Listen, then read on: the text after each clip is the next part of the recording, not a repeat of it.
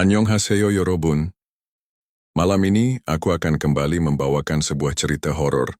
Ingat, ini hanyalah sebuah cerita fiksi dan hanya untuk sekedar hiburan. Judul, Suster Magang di Bangsal 3.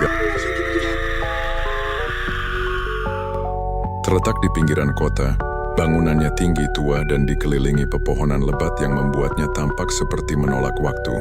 Banyak perawat muda enggan ditugaskan di sana, tapi itu tidak berlaku untuk Kirana. Ia sangat senang saat diterima magang di rumah sakit itu. Baginya, ini langkah awal menggapai cita-citanya sebagai suster profesional. Ini kesempatan langka untuknya, dan harus ia manfaatkan sebaik mungkin. Begitulah pikirnya. Tapi sejak hari pertama, Kirana sudah merasa sesuatu yang ganjil. Bangsal 3 ruang isolasi yang katanya tidak digunakan lagi. Tapi setiap malam, Kirana mendengar suara kursi roda berdecit dari lorong menuju bangsal itu. Ia pernah menanyakan pada suster senior, tapi jawabannya hanya diam dan sorot matanya seakan dipenuh peringatan. Malam ketiga, Kirana sedang lembur di ruang medis ketika suara tangisan lirih terdengar dari ujung lorong. Rasa penasarannya pun sedikit terusik. Ia mengikuti suara itu hingga ke depan pintu bangsal 3, yang ternyata ruang itu terkunci. Tapi suara dari dalam begitu jelas. Rintihan pasien, kadang suara tawa, kadang isak seperti anak kecil. Keesokan paginya, Kirana bertanya pada Pak Salim, petugas keamanan tua yang ramah. Wajahnya langsung berubah pucat saat mendengar jawaban Pak Salim. Bangsal 3 sudah ditutup sejak 15 tahun lalu karena sebuah insiden kebakaran. Semua pasien di sana mati. Kirana merasa bulu kuduknya meremang, tapi rasa ingin tahunya justru makin besar. Malam berikutnya, ia membawa kunci cadangan yang tak sengaja ditemukannya di ruang administrasi. Ia menuju bangsal 3. Dengan tangan gemetar, ia membuka pintunya. Bau apek menyambut.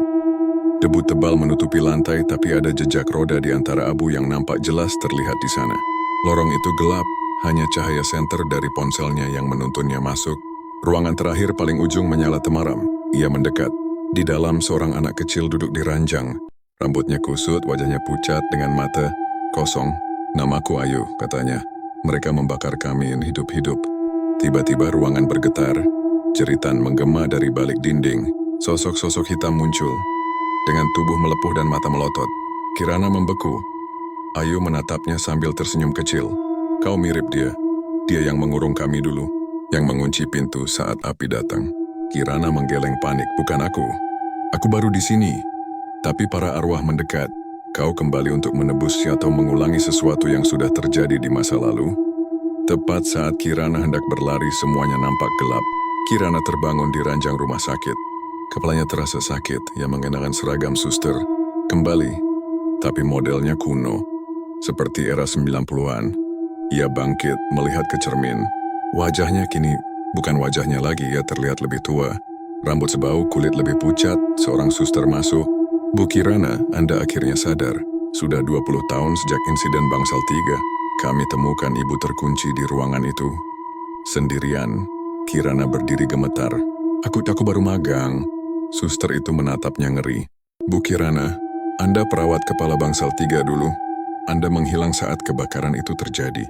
Kirana menjerit, tapi tak ada yang mendengar. Karena di cermin, arwah Ayu tersenyum di balik punggungnya.